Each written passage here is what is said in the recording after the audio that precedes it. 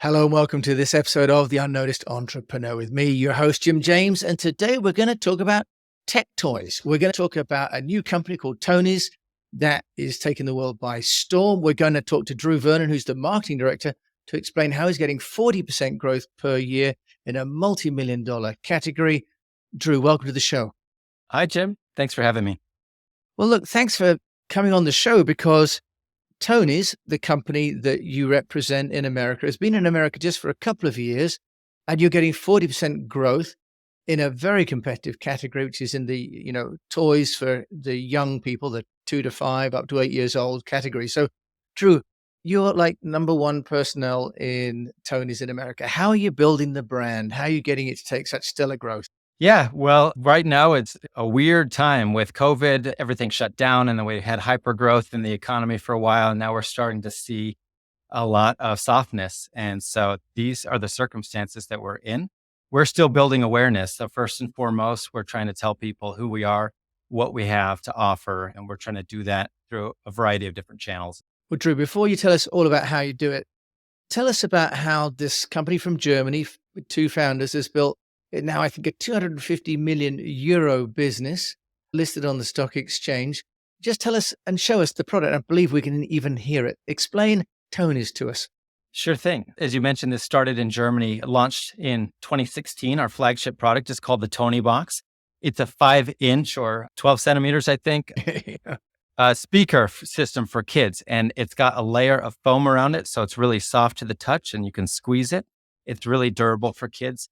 And it's a figure-based system. So it uses little figures called Tonies that play different songs and stories and types of content. And the inspiration from these two dads was they actually met on the board of their preschool, their children's preschool together.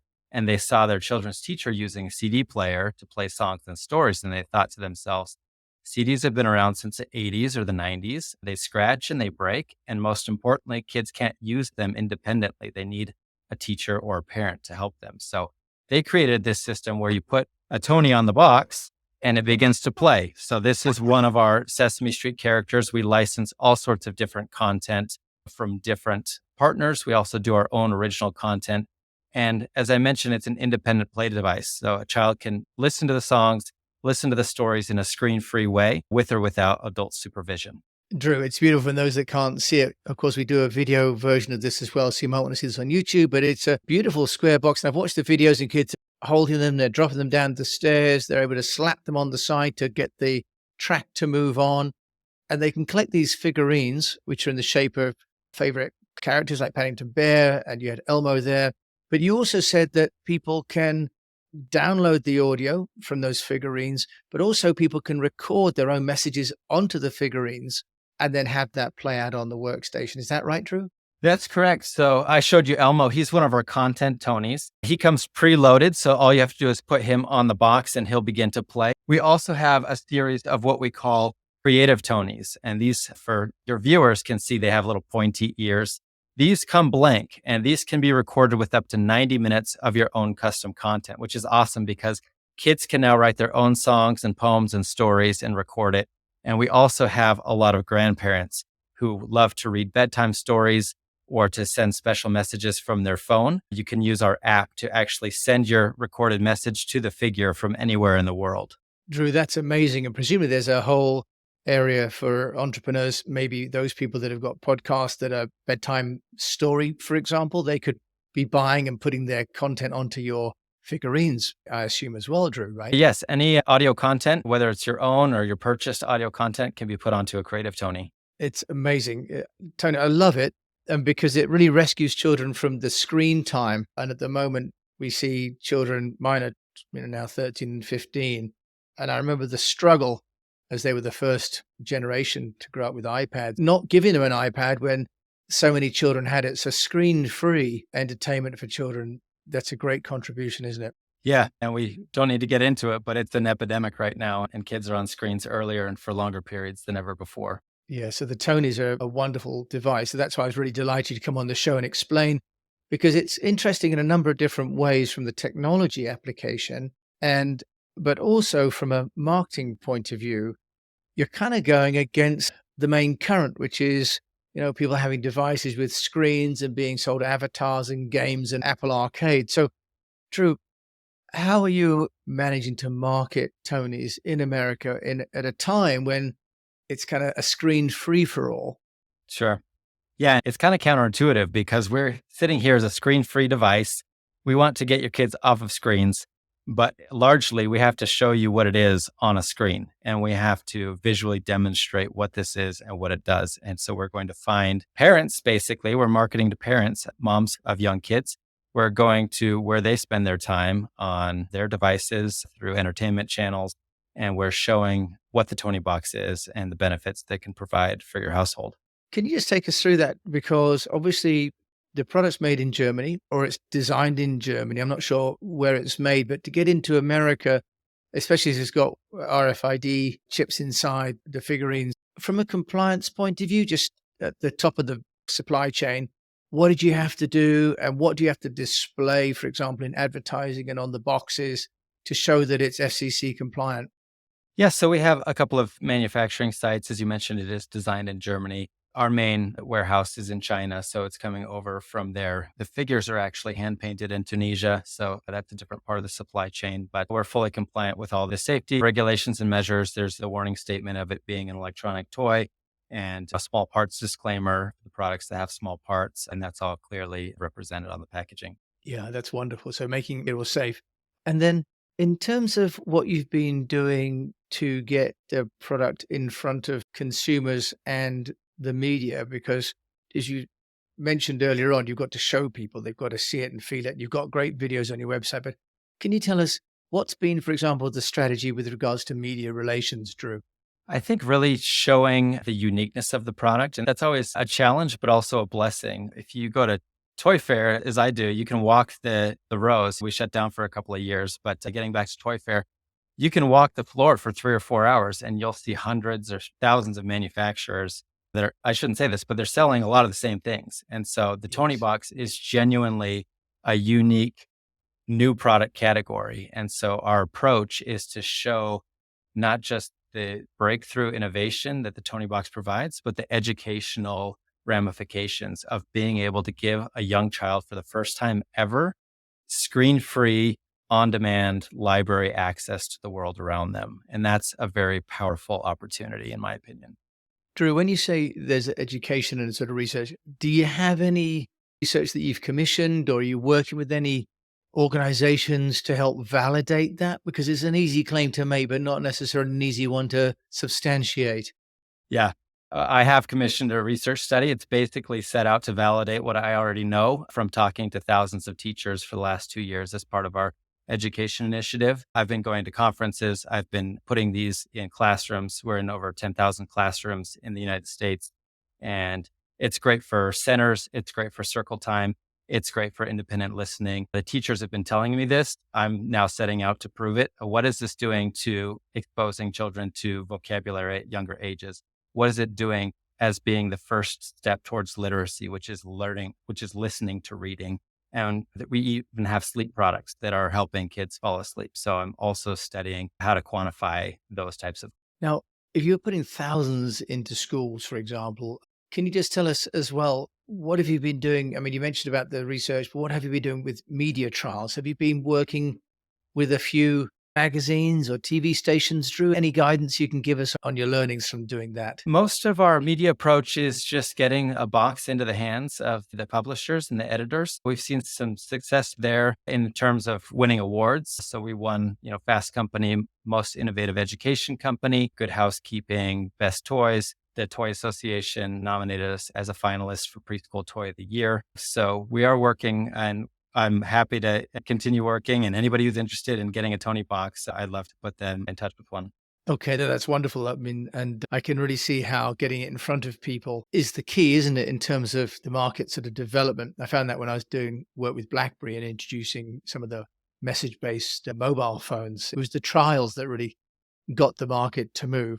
Drew, can you give us any guidance on the investment that it takes? Because you're building a market from scratch in America for this German company. I don't expect you to give me the dollars and cents figure, but it's always useful to know. either a percentage or some kind of strategy when it comes to how much money people should invest Sure. in growing a business like this?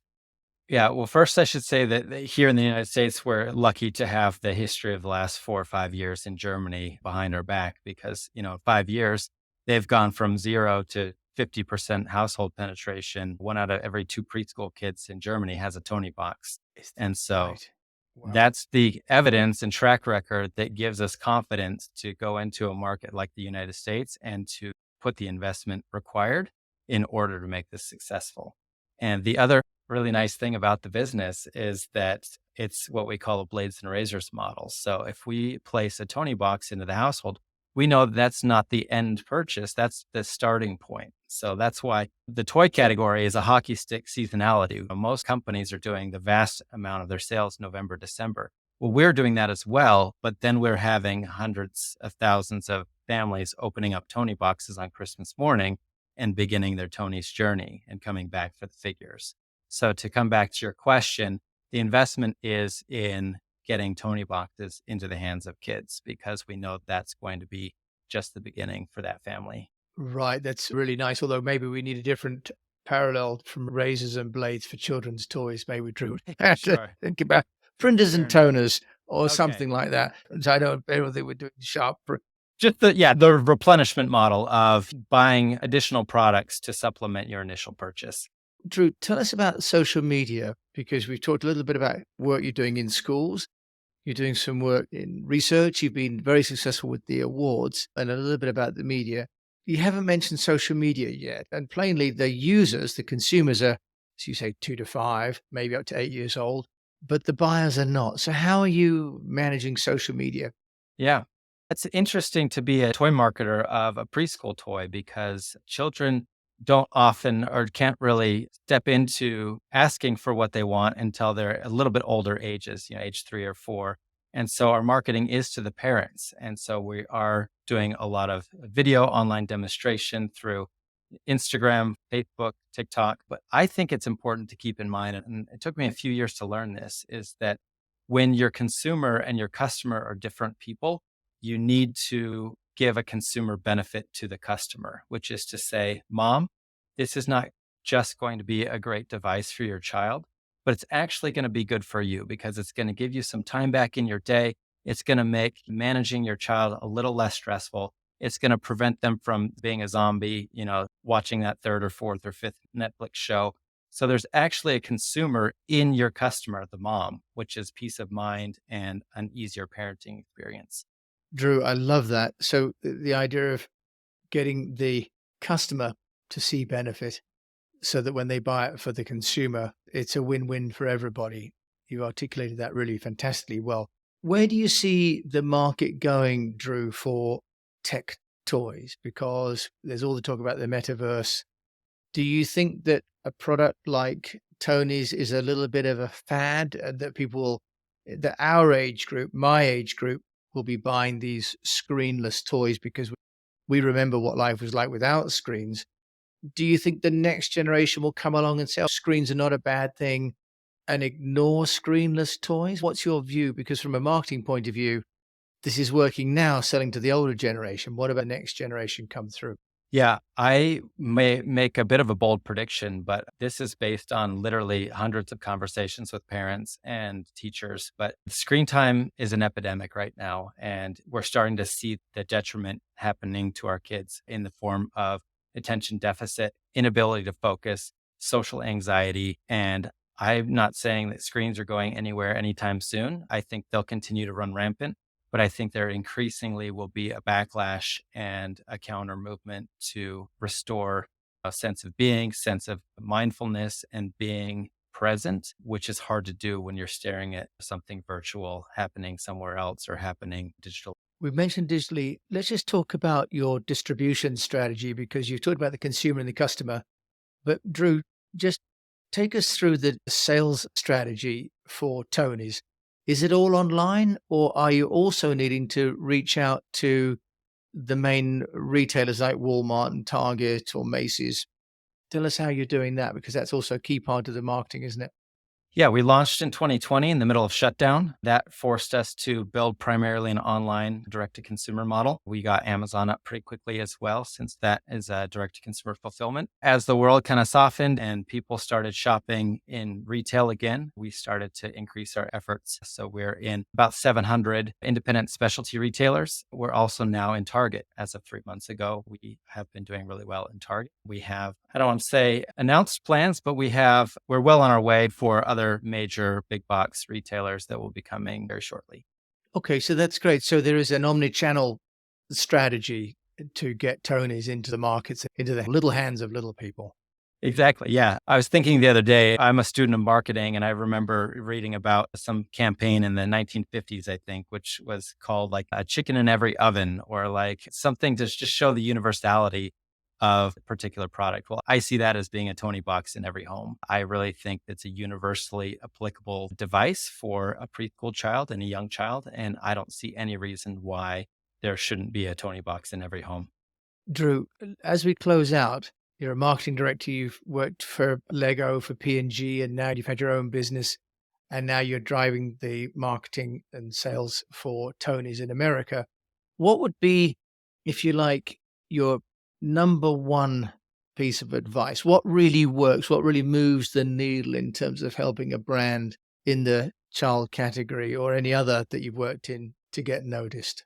I think for me, apart from having a unique product, is it has to really solve a need. And that's like business 101. Are you solving a need? But there's so many businesses and products that don't really solve a need. The reason I left beauty marketing is because I was selling lotion. I launched a product called Jergens Wet Skin Moisturizer, and it was designed to go on your skin while your skin is still wet, like straight out of the shower.